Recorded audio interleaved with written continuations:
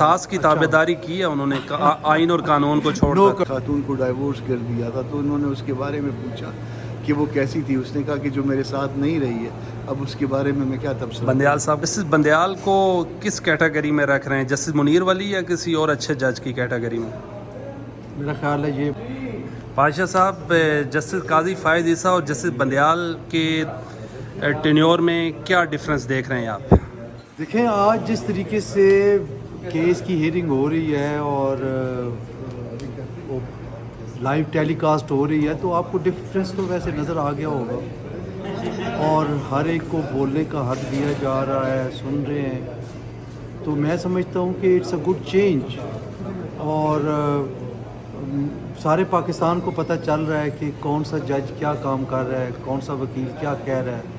ये तो अब किसी से ढकी छुपी बात नहीं है। बस जस्टिस बंदयाल साहब को क्या इतनी पड़ी थी कि फुल कोर्ट नहीं बनाया? 1 साल 7 माह खतरा था उनको। ये तो 4 साल 2019 से फुल कोर्ट नहीं हुआ और आपको पता है कि जस्टिस बंदयाल साहब को हम खुद बारहा ये रिक्वेस्ट कर चुके कि फुल कोर्ट बनाए, उन्होंने नहीं बनाई। और आज भी हमने आपको स्टार्ट में ही जज साहब ने कहा कि पाकिस्तान बार कौंसिल की जो पिटीशन है उस पे हमने फुल कोर्ट बना रही है। तो मैं समझता हूँ कि ये हमारी उस मौक़िफ़ की कामयाबी है जो हम मौक़िफ़ पिछले 1.5 साल में लिए रखे हैं। जस्टिस बंदयाल को किस कैटेगरी में रख रहे हैं, जस्टिस मुनीर वाली या किसी और अच्छे जज की कैटेगरी में?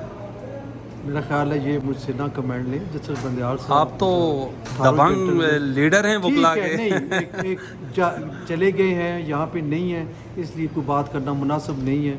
Good faith, good bad faith, कुछ तो कमेंट्स। अच्छे जज हैं, अल्लाह ताला उनको रिटायरमेंट के बाद बस सास की ताबेदारी की है उन्होंने, आइन और कानून को छोड़कर। No comments.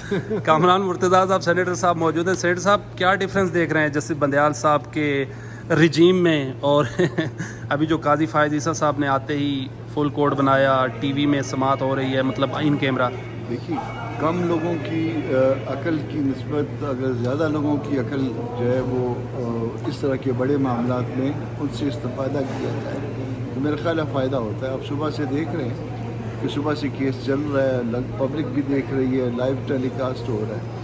तो ये बहुत बड़ा मुतालबा था और इसमें कोई शाहीनस नहीं होनी चाहिए थी पहले भी, और अब इन्होंने ये डिसाइड किया कि फुल कोर्ट बैठ गई है तो बहुत अच्छी बात है।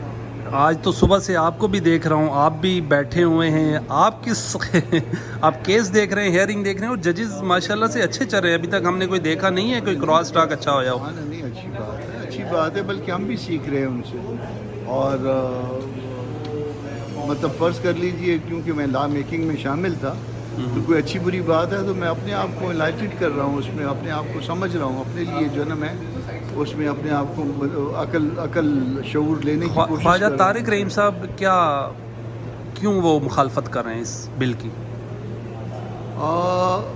देखिए, ये 2-3 बातें होती हैं। एक तो हम क्लाइंट का केस लेके आते हैं तो मुमकिन है क्लाइंट ने उनको इस जो भी केस हो उसके लिए इंगेज किया हो और इसके लिए ले आए हो, और एक पब्लिक प्रो बोनो हो, वो मुमकिन है कि हकीकत में ये समझ रहे हों कि ये दुरुस्त कानून नहीं है, और ये भी मुमकिन है कि किसी ऐसी वजह से जो नेगेटिव हो सकती है उसकी वजह से उन्होंने इसको चैलेंज किया। आखिरी सवाल यही करूँगा पाशा साहब वाला, आप जस्टिस बंदयाल के 1 साल और 7 माह को जस्टिस मुनीर के साथ कंपैरिजन कर रहे हैं, कितना डिफरेंस लग रहा है?